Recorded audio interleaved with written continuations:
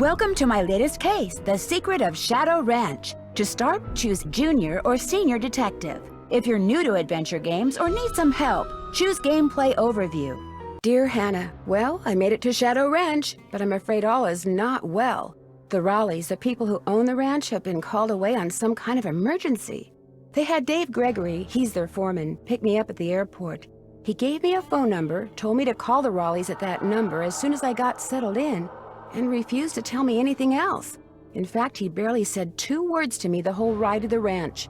What's worse, Bess and George aren't here yet, which is very strange, because even though we had to take different flights, we figured we'd get into Phoenix at about the same time. Being here without them feels odd. After all, the Raleighs are their aunt and uncle, not mine. I wouldn't even be here if Bess and George hadn't begged them to invite me out to the ranch for 2 weeks, too. Until about 3 months ago, the Raleighs owned a clothing store. Bess said it was always their dream to sell the store and buy a cattle ranch. I hope they're okay, but frankly, as beautiful as Shadow Ranch is, I'm starting to get a bad feeling about this place. Love, Nancy.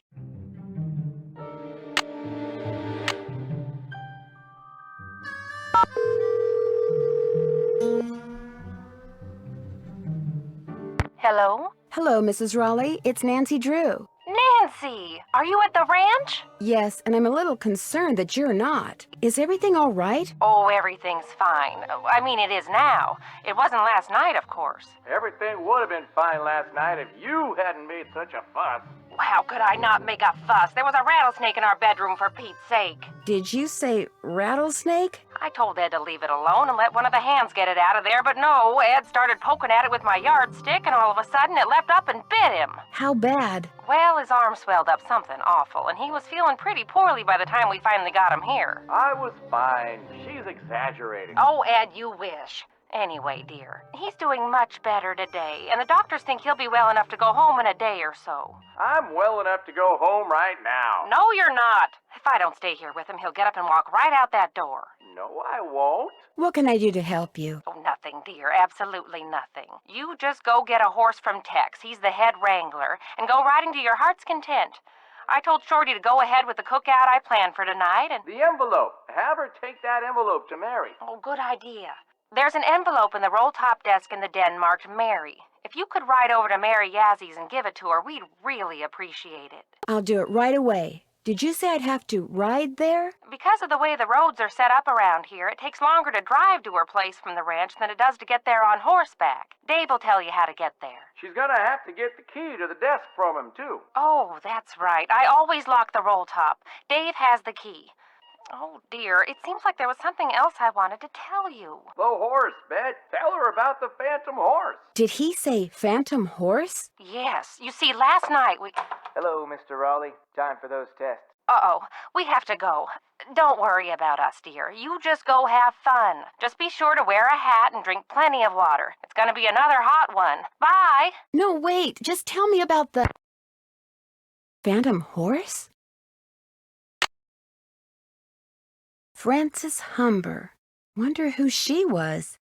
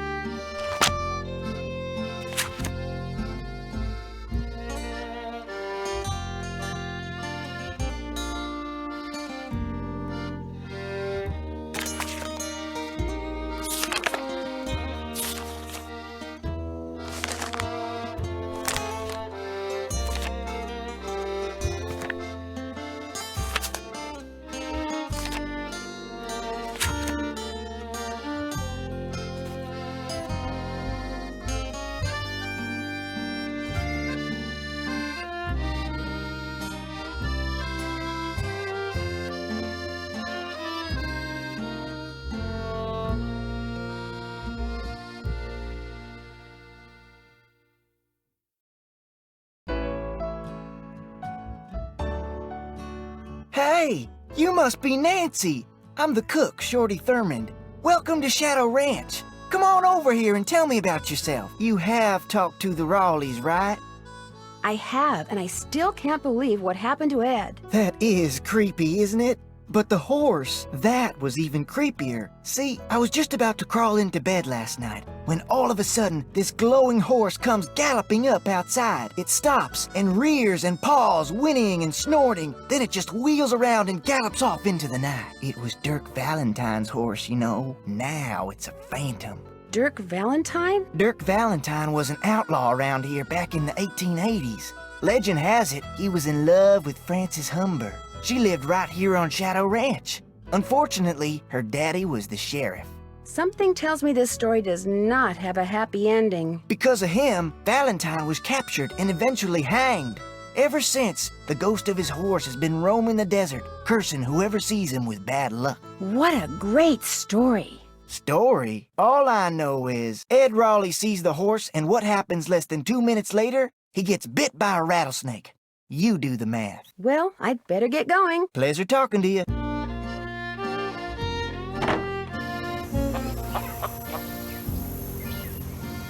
You talked to the Rawleys?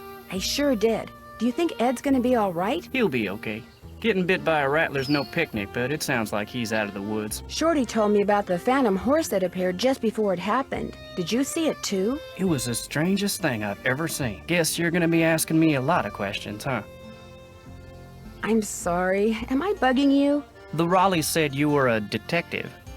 Amateur detective. It's just kind of a hobby. I'm gonna be honest with you, ma'am. We were short a couple hands to begin with, and now with the Rawleys gone and everybody on edge over what happened last night, well, this is not a good time to be visiting Shadow Ranch, that's all. How do you think that rattlesnake wound up in the Raleigh's bedroom? Probably crawled in through a mouse hole sometime during the day and took a nap. Nighttime's when they're most active. Something the Rawleys found out the hard way. Could somebody have put it there? Guess it's possible. Person would have to know how to handle snakes, of course, but then if you work in the desert, that's one of the things that's good to know. The Raleighs asked me to take something out to Mary Yazie's, but it's in the den in the roll-top desk, which is locked. They said you had the key? Sure do. They gave me their key ring at the hospital. Great, thanks. To get to Mary's shop, just follow the trail that goes northeast out of the corral. Can't miss it. And I should probably warn you, she doesn't like the Rawleys. How do you know? It's just the feeling I get when I talk to her, that's all. I'll let you get back to work. Ma'am?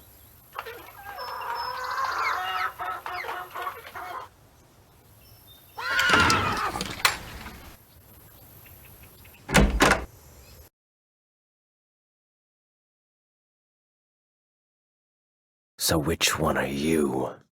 Excuse me? The Raleighs said they were going to be inviting some young ladies out here. I take it you're one of them. Yes, I'm Nancy Drew. And you are? I'm the head wrangler. You want to ride, you come to me. You prove to me you know what you're doing, I may just let you. Did you see the phantom horse last night? I saw something. Just what? I still ain't sure. Now if you want to ride, listen up. First thing you're gonna do is never ride unless you're wearing a hat and gloves. And unless you got a full canteen of water. You can wear that hat over there. It's Mrs. Raleigh's. Got a helmet built right in. Her gloves are on the saddle you'll be using, and you can get a canteen from Shorty. Then you're gonna saddle and bridle your horse. No need to brush him. I do that when I bring him in.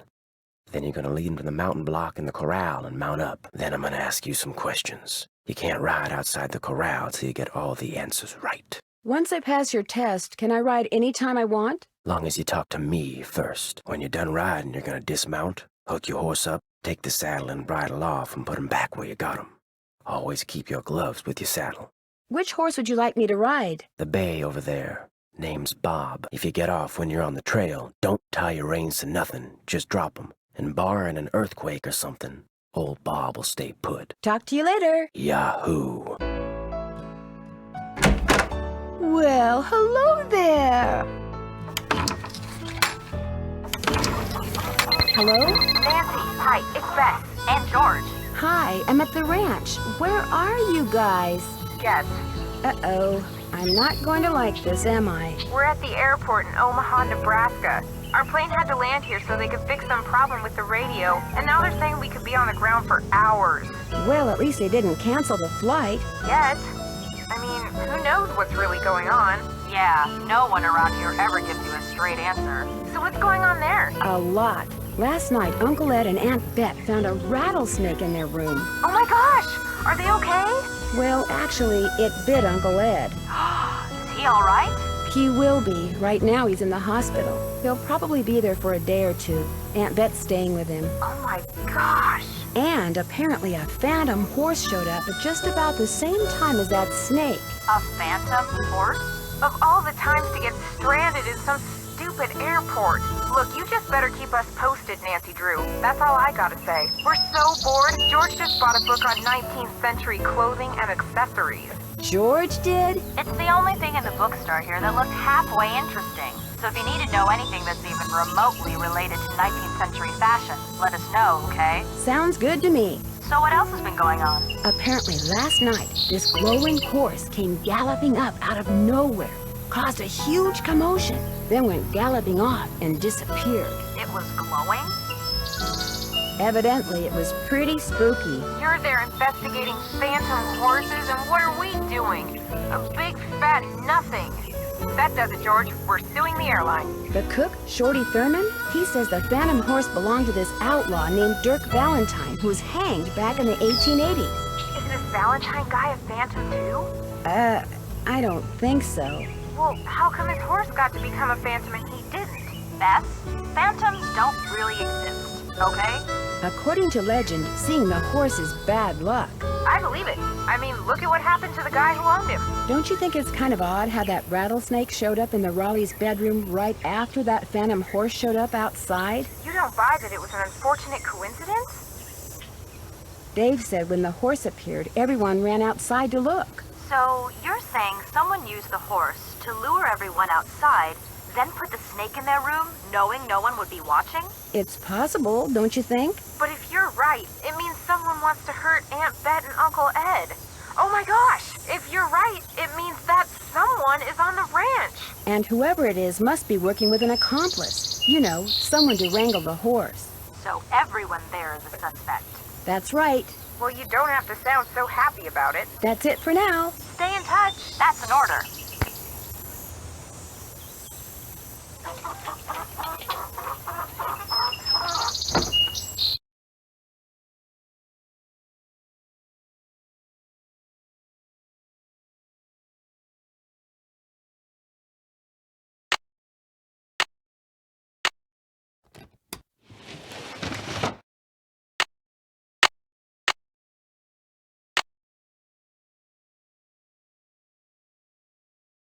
Sounds like this Jane Nash person has it out for the Raleighs. The Raleighs sold a trunk full of junk to Mary Yazzie.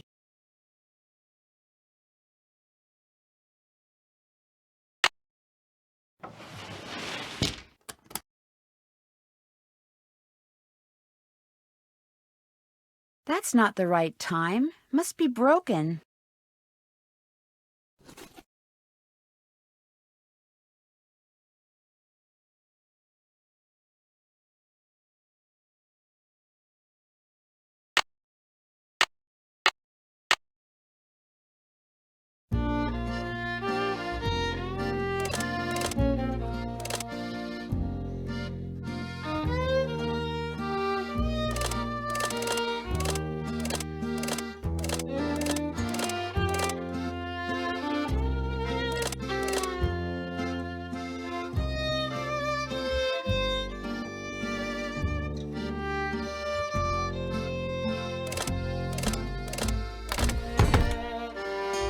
This doesn't look like it was ever opened. As usual, things did not work out like I planned. Just when I get everything fixed just right for you to go looking for the thing I hid for you, I go and get myself arrested. But no matter what you hear, nothing is gonna happen to me. I will be fine and we will be together soon, I promise. Meanwhile, you can keep busy by looking for what I hid. Start by using this piece of paper to mark where all the rock pictures are. They will tell you what to do next. Your favorite flowers and the flowers on your favorites, start keeping them in mind too. I will leave a message for you in this here cell, just in case they decide to move me to the jail down in Tumbleweed or something. As you, I like vexing your brain, because when you are thinking real hard, like when you're playing the piano, You are more beautiful than anything in the world. I am sure to be out of here before you find my treasure, but in case I am not, know that it is all yours, and that you are more precious to me than 10,000 treasures put together. 9, 12, 15, 22, 5, 25, 15, 21. Dirk. P.S. I do not and never will hold what your father did to me against you.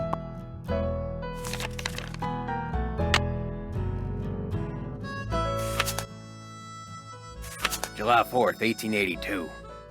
Got sworn in as sheriff. It was the 4th, so it's like all them celebrations was for me, which of course they weren't. March 30th, 1883. Frances has got eyes for a young man named Dirk. She says he's from Prescott. Cappy says when she plays the piano, this Dirk makes everyone be quiet so he can hear her good. I ain't never seen her smile like she smiles now. I told her to bring him to the ranch for dinner, but she says he won't come because he is too shy. I wonder if that is the truth. August 2nd, 1883. Dirk Valentine is robbing banks and coaches and trains all over the territory.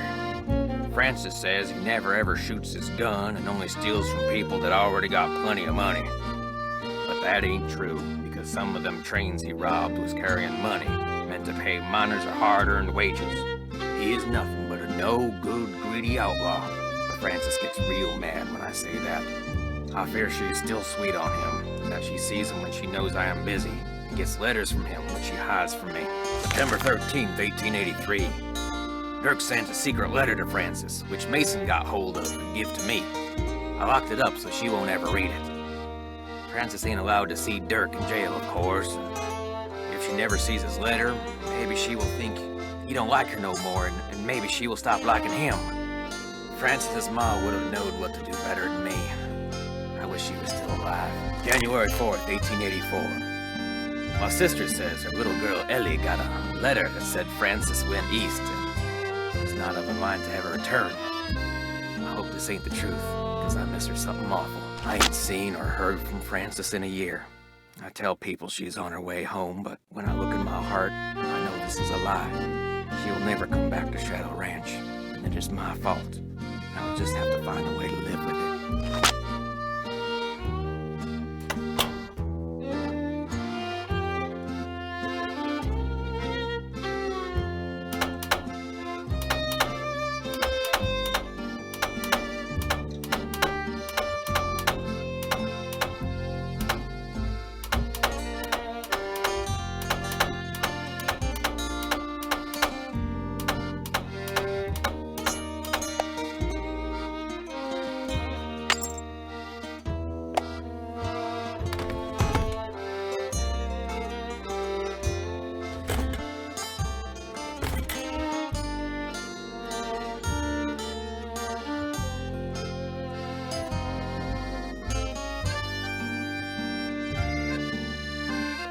Hey there, Nancy. Man, I wish the Raleighs were here. Me too. It'll be nice to talk to them in person. I'm really looking forward to you and me sitting down and having a nice conversation, especially with all the weird stuff that's going on. I'm so busy getting all their chores done in addition to my own that I barely have time to talk to myself, let alone to you. Enough of me complaining. What's up? Well, I'd better get going. Come back soon.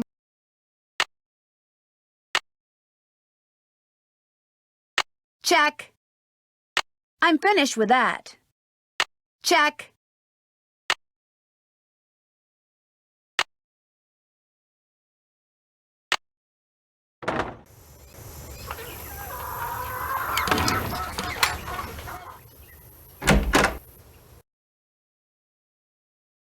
Need something? May I go riding now? Nope. With the Raleighs gone, the ranch is real short-handed. Before you ride, you're gonna have to go see if Shorty's got any chores that need doing. Gotta get a canteen from him anyway. Do you know anything about the treasure that Dirk Valentine supposedly hid for his sweetheart? Nope. Figures. Talk to you later. Just stay out of trouble. You got some friends back there?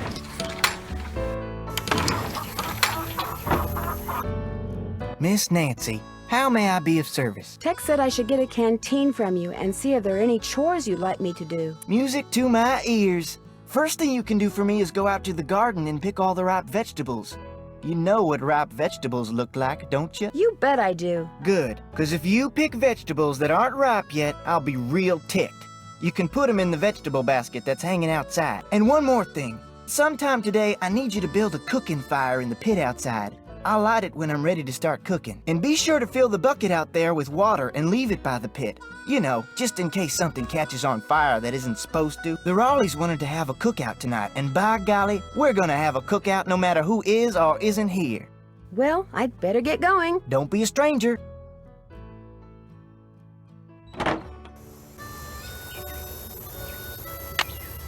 Oh man, no wonder I'm sweating.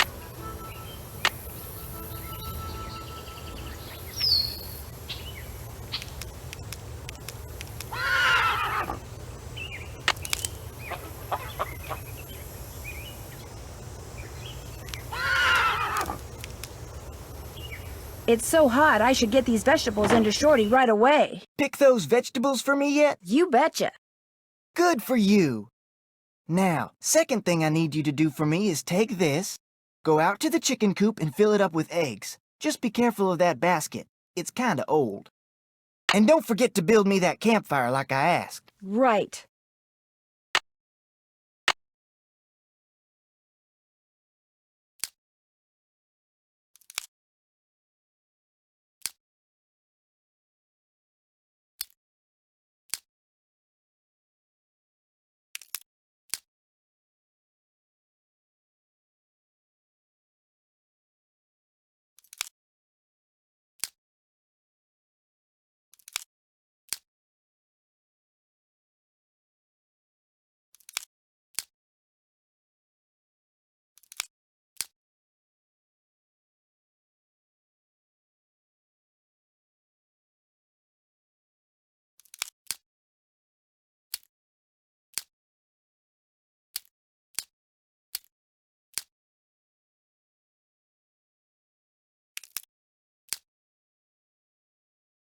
There. Am I good or what?